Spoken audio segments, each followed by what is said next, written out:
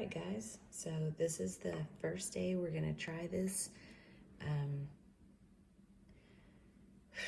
teaching new material.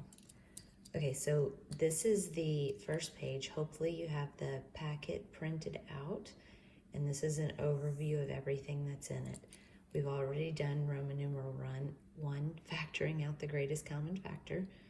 Now we're going to look at factoring a 4-term polynomial using grouping. Okay, this is page 5 of the packet. So if you have that page printed out, that's great. If you don't, just copy this on loose leaf paper. But this is the page we're going to be filling out as we go through the notes in this video. So it's factoring a 4-term polynomial. Remember, terms are separated by plus and minus signs. So this problem has how many terms? 1, 2, 3, 4 terms. It has 4. So we're going to be factoring a 4-term polynomial using a method called grouping. Okay, and I just want to remind you that you always begin every factoring problem by checking to see if there's a GCF. So that's what we were doing in the last section. Okay, let's just read over the steps real quick. Step 1, you're going to group the first 2 terms and the last 2 terms together. Okay, step 2, you're going to factor out the greatest common factor from each group. Okay, that's what we've been doing. And then you're going to write what's left in each group. Step 3, you're going to factor out the binomial GCF and write what's left. Okay, so that'll make sense in just a minute. Okay, so let me zoom in here and get my notes adjusted. And we are going to look at the first example. Okay, to do this, you're going to group the first 2 terms together.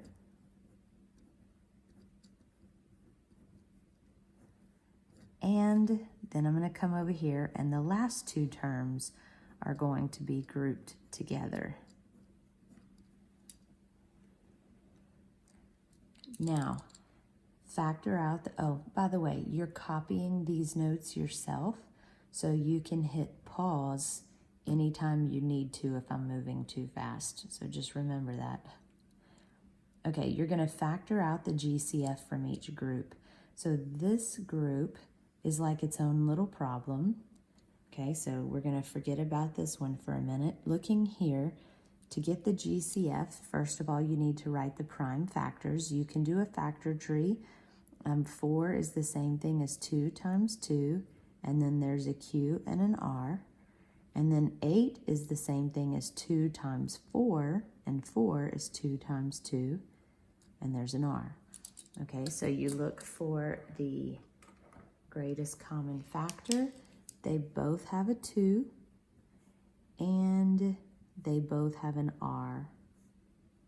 So they have a factor of 2 and a factor of R in common, so the greatest common factor is 2R.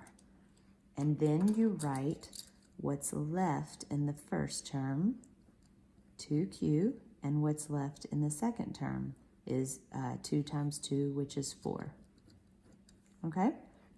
Now we're going to look at the other group as its own separate little GCF problem. Okay, so we need the prime factors of 3Q. 3 is a prime number, so the factors are 3 and Q. And then we need the factors of 6. 6 is the same thing as 2 times 3. Now, what do these 2 terms have in common? They both have a 3. So we are going to factor out the 3 and then write what's left. There, in the first term, there's a Q. In the second term, there's a 2. Okay, so far so good. The first 2 terms are grouped together, and you make their own little GCF problem. The second 2 terms, we group those together, make it its own little GCF problem. Oh my gosh. I'm sure y'all are sitting there going, there's another factor they have in common. I'm looking now and I see they both have another 2. So let me fix that real quick.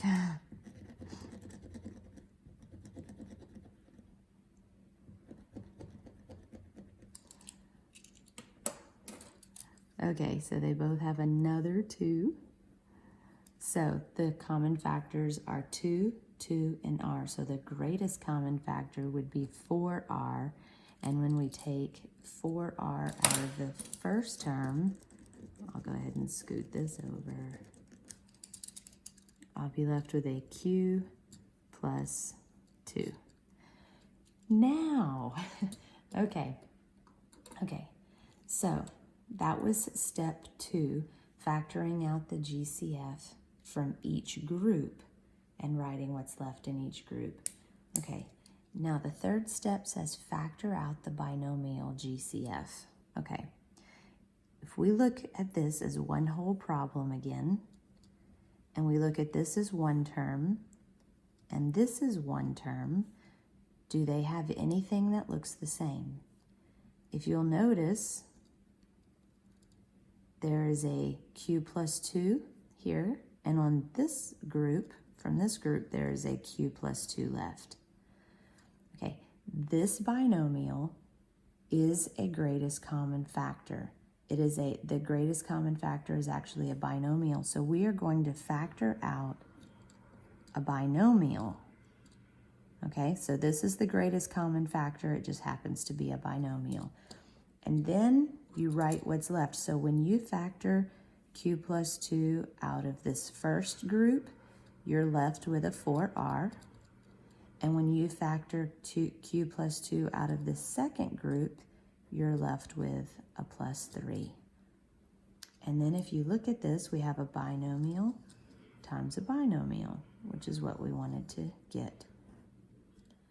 All right, so the main thing to remember here is that whenever you get to step 2, at this point, the binomial should be the same for both groups.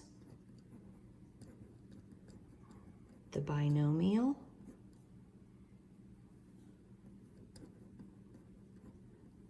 should be the same.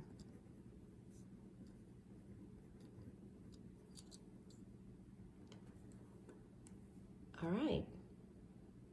Now, how do you check it? You check it by doing, this is a binomial times a binomial, so we would use FOIL. First would be 4QR. Outer would be 3Q, and it's there. Inner would be 8R, right there. Last would be 6, right there. Okay, so it does work. All right, let's try this again with a second example. Move my paper.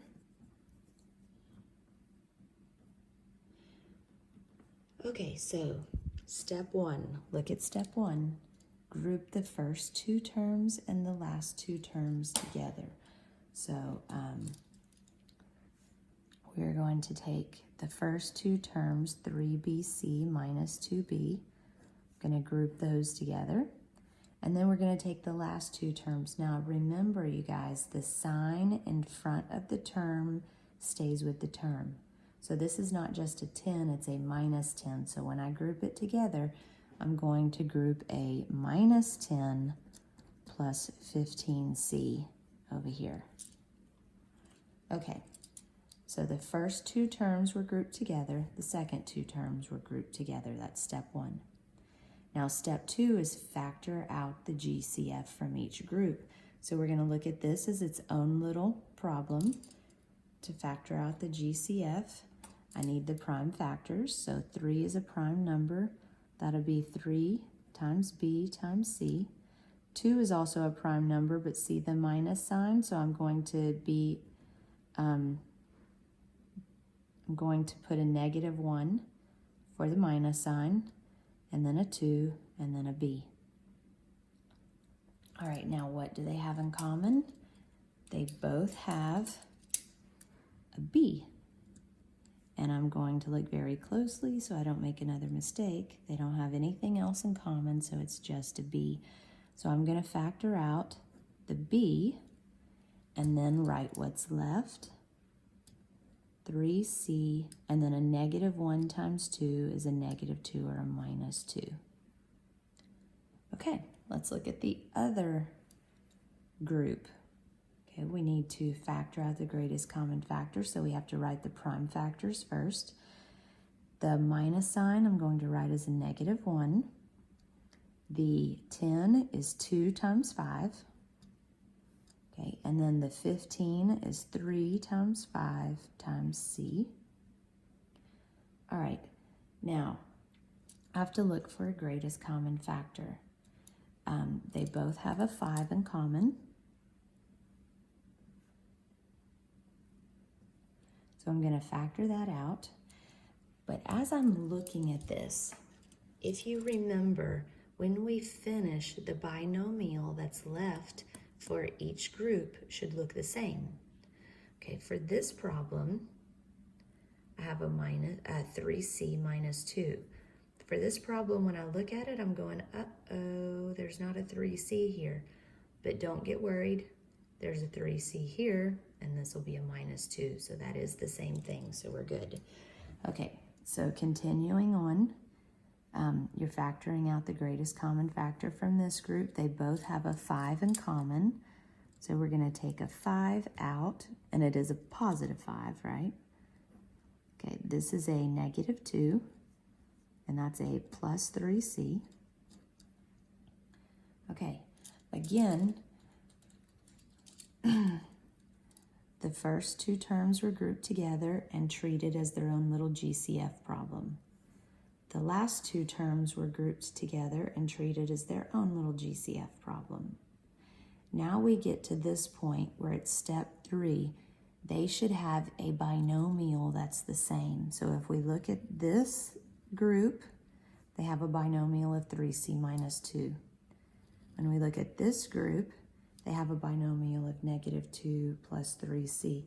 That's the same thing. If we switch the order, it is the same thing as 3c minus 2. So their binomials are the same. So again, I just want to highlight that whenever you get to step 2, whenever you finish step 2, okay, they should have the same binomial. That's the whole point of using the grouping method to factor a 4-term polynomial. Okay, so they have a binomial that's the same, so their greatest common factor is a binomial. So I'm going to factor out the binomial GCF. So the 3c minus 2, I'm going to factor that out of this first term. When I take it out, I'm left with a b. And whenever I factor out 3c minus 2, this is the same thing as 3c minus 2. When I factor it out of the second group, I'm left with a 5, which is a positive 5, so plus 5. And that's your answer. Okay, how do we check it? We use, since it's a binomial times a binomial, we use FOIL. 3bc, and then outer would be 15c, and it is there. Inner would be a negative 2b, and it is there. And last would be negative 10, and it's there. All right, so whenever we use FOIL to check it, the terms may not be in order, but they are all there, so it is correct. Okay, third example.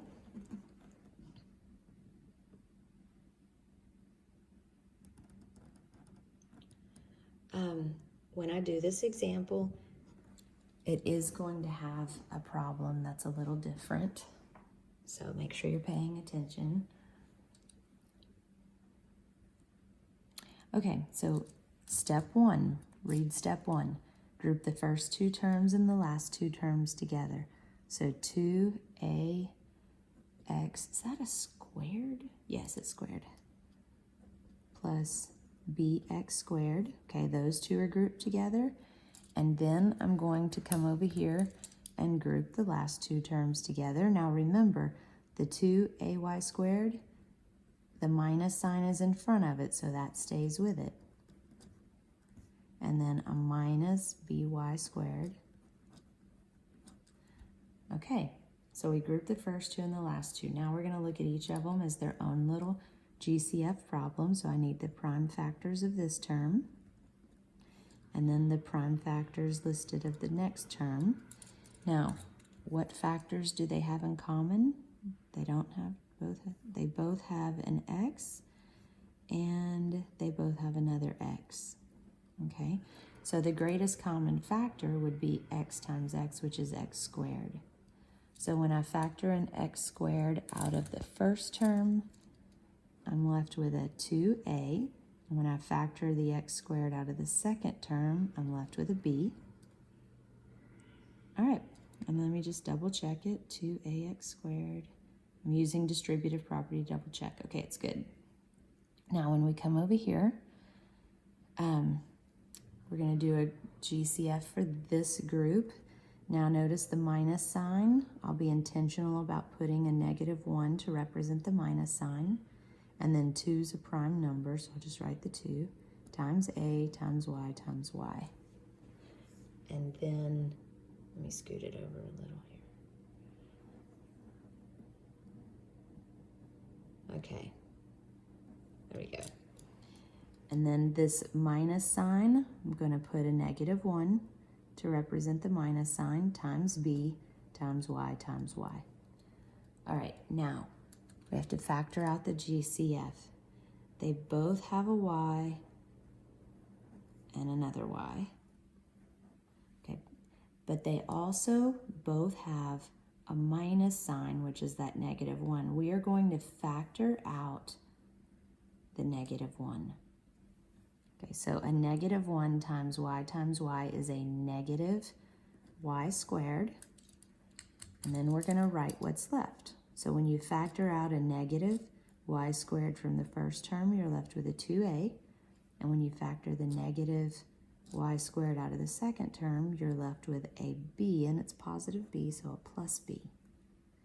Okay, remember when you get to this step, the binomial should be exactly the same. 2a plus b, 2a plus b, and it is.